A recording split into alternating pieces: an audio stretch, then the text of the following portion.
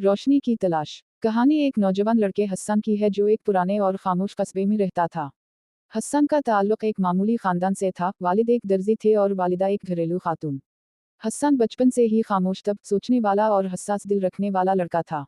मगर इसकी सबसे बड़ी खूबी ये थी कि वो हर हालत में कुछ नया सीखने और बेहतर बनने की कोशिश करता रहता था। कस्बा जहां हसन रहता था वहां तालीम की सहूलियत बहुत महदूद थी। एक छोटा सा स्कूल था जिसमें सिर्फ 5वीं जमात तक तालीम दी जाती थी। इसके बाद अक्सर बच्चे या तो वालिद के साथ काम में लग जाते या कोई छोटा मोटा हुनर सीखने निकल जाते। लेकिन हसन का दिल उन सब में नहीं लगता था। वो कुछ और करना चाहता था, कुछ ऐसा जो न सिर्फ उसकी जिंदगी बदले बल्कि दूसरों के लिए भी उम्मीद की किरण बने। एक दिन कस्बे में एक नया उस्ताद जनाब नासिर साहब तैनात हुए। वो एक आला तालीम याफ्ता और तजुर्बाकार उस्ताद थे। इन्होंने फौरन बच्चों की जहनी सलाहियतों को पहचानना शुरू किया। जब इन्होंने हसन को देखा तो पहली मुलाकात में ही अंदाजा हो गया कि ये लड़का आम बच्चों से मुख्तलिफ है।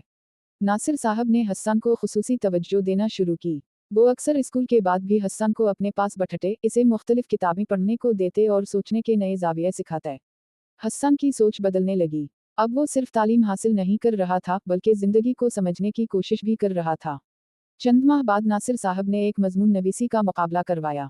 मौजू था, जिंदगी का मकसद क्या है। हसन ने दिल से लिखा। इसने लिखा, इससे ज्यादा जिंदगी का असल मकसद सिर्फ अपने लिए जीना नहीं बल्कि दूसरों के चेहरों पर मुस्कुराहट लाना है। अगर हम इल्म, हुनर या मोहब्बत किसी को दे सकते हैं तो हमें ये जरूर देना चाहिए। जब नासिर साहब ने इसका मजमून पढ़ा तो उनकी आंखों में आंसू आ गए। वो जानते थे कि ये लड़का किसी दिन बहुत आगे जाएगा। इन्होंने हसन की सिफारिश एक बड़े तालीमी इदारे में स्कॉलरशिप के लिए की। कुछ ही हफ्तों में हसन को शहर के एक मशहूर बोर्डिंग स्कूल में दाखिला मिल गया। शहर आकर हसन की जिंदगी बदल गई। नई दुनिया, नए लोग और जदीद तालीम, ये सब कुछ पहले तो उसे खौफजदा कर गया, लेकिन फिर इसने वही सबक याद किया जो नासिर साहब ने उसे सिखाया था। मुश्किल वक्त गुजर जाता है लेकिन सीखने वाले कभी हार नहीं मानते। हसन दिन रात मेहनत करता रहा। इसने सिर्फ पढ़ाई में नहीं बल्कि तकरीर, मजमून नवीसी और साइंसी मुकाबलों में भी हिस्सा लेना शुरू किया। एक दिन उसने साफ पानी की फराहमी पर एक प्रोजेक्ट बनाया जो पूरे सूबे में बेहतरीन करार दिया गया। इसके प्रोजेक्ट को एक गैर सरकारी तंजीम ने अमली शक्ल देने का फैसला किया और इस पर काम शुरू हो गया। अब हसन की शोहरत बढ़ने लगी। अखबारात में इसके इंटरव्यू छपने लगे। इसके स्कूल के प्रिंसिपल ने इसे मुस्तकबिल का लीडर ऑफ चेंज करार दिया।